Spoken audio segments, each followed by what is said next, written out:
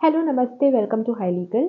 आज के इस वीडियो में हम डिस्कस करने वाले हैं ह्यूमन राइट्स लॉ के कुछ इंपॉर्टेंट केसेस। वीडियो में आगे बढ़ने से पहले अगर आप किसी भी तरीके के लॉ रिलेटेड नोट्स चाहते हैं पीडीएफ फॉर्मेट में या फिर फिजिकल फॉर्मेट में, तो आप मेरा टेलीग्राम चैनल ज्वाइन कर सकते हैं और मेरा व्हाट्सएप ग्रुप ज्वाइन कर सकते हैं।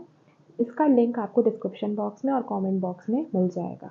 तो आज का हमारा केस है Vishakha versus state of Rajasthan. ये केस फाउंडेशन ले करता है एक बहुत इंपॉर्टेंट एक्ट की, जो है protection of women rights at work place, जो 2013 का एक्ट बनाया गया था।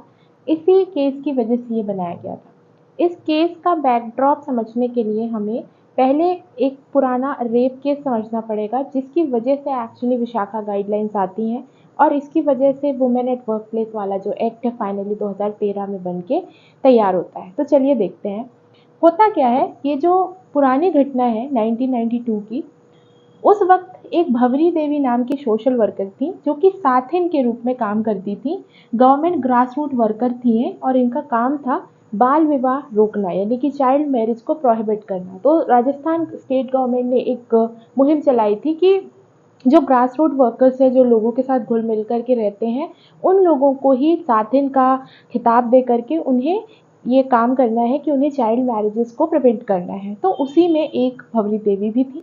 होता क्या है, 1992 में भवरी देवी कोशिश करती हैं एक बच्ची की चाइल्ड मैरिज को रोकने के लिए, जो लगभग की 1 साल की होने वाली रहती है, अप्रॉक्सीमेटली 9 मंथ्स की रहती है वो। तो उसकी चाइल्ड मैरिज रोकने की कोशिश करती है। उस दिन तो रोक लेती है, हालांकि 2 दिन बाद उसकी मैरिज हो जाती है अल्टीमेटली। और ये जो बच्ची थी ये रहती है गुज्जर फैमिली की।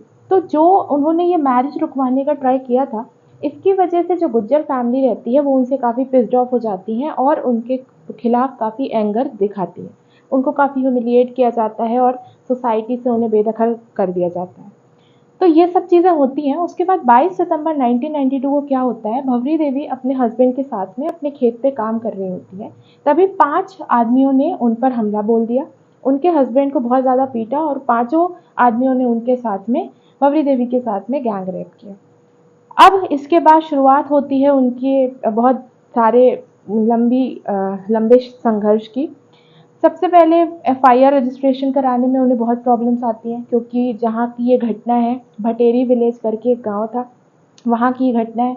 तो वहाँ पे काफ़ी ज़्यादा पेट्रियार्कल सोसाइटी थी एंड वुमेन थी, तो उनको काफ़ी ज़्यादा प्रॉब्लम्स यहाँ पे झेलनी पड़ी। तो एफआईआर रजिस्ट्रेशन काफ़ी डिले हुआ है, मेडिकल एग्जामिनेशन काफ़ी डिले होता है, एविडेंसेस को पुअरली हैंडल किया जाता है, कोई भी सबूत सही समय पर मिलते ही नहीं हैं।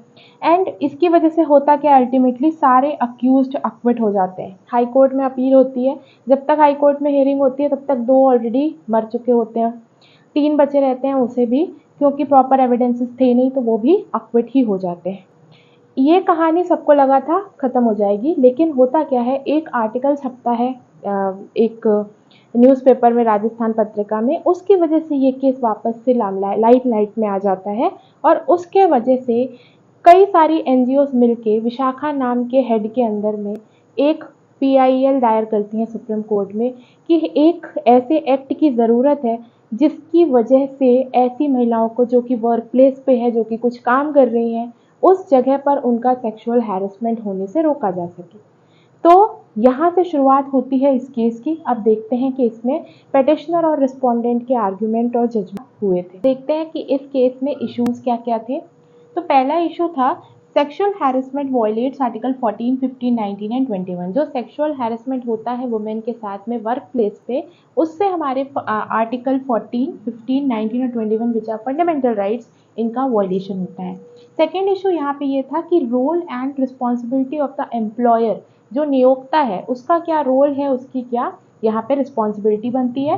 And third, need for guidelines for work place, क्या महिलाओं के लिए, वुमेन के लिए ऐसे वर्क प्लेस पे, कार्यस्थल पे जो वो काम करती हैं, उसके लिए कुछ गाइडलाइंस की, कुछ दिशा निर्देशों की आवश्यकता है या नहीं है।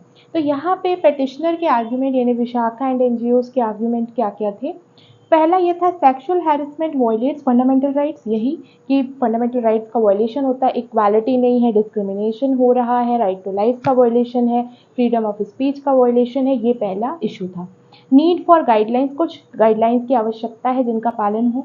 Real meaning of gender equality, यानी कि वुमेन के साथ में डिस्क्रिमिनेशन हो रहा है, तो हमें ऐसे डायरेक्शंस चाहिए जिससे कि जेंडर इक्वालिटी की बात यहाँ पे हो पाए।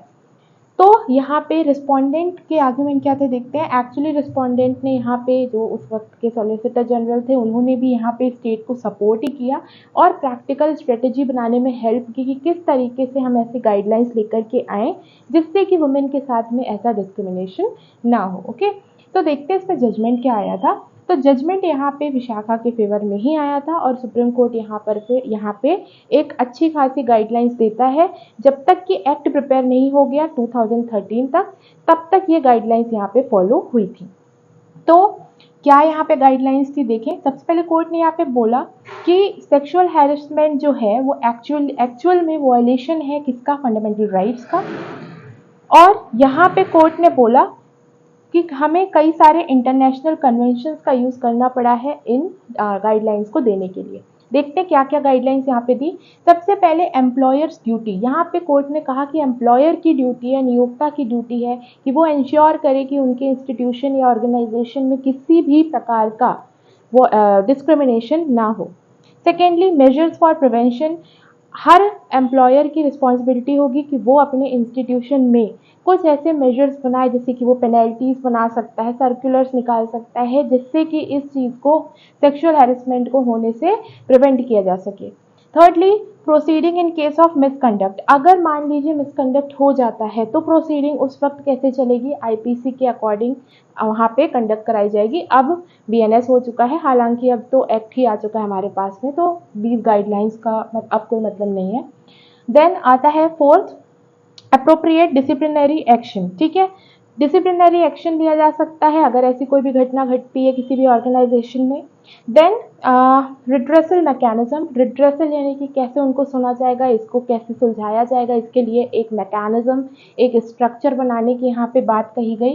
एंड रिड्रेसल कमिटी एक बनाई जाएगी, एक कमिटी बनाई जाएगी जो ये शिकायतों को, कंप्लेंट को सुनेगी, और उस कमिटी में जो हाफ मेंबर्स होंगे वो वुमेन होंगे, प्लस जो वहाँ की हेड होंगी, अध्यक्ष होंगी, वो भी कौन होंगी, एक वुमेन ही होंगी, एक महिला ही होंगी। ऐसा इसलिए किया गया है क्योंकि ऐसी जो कंप्लेंट्स होती हैं सेक्सुअल हैरेसमेंट से रिलेटेड, उसमें वुमेन सिक्योर और थोड़ी सी कंफर्टेबल फील करे अपनी शिकायत या कंप्लेंट को बताने के दौरान।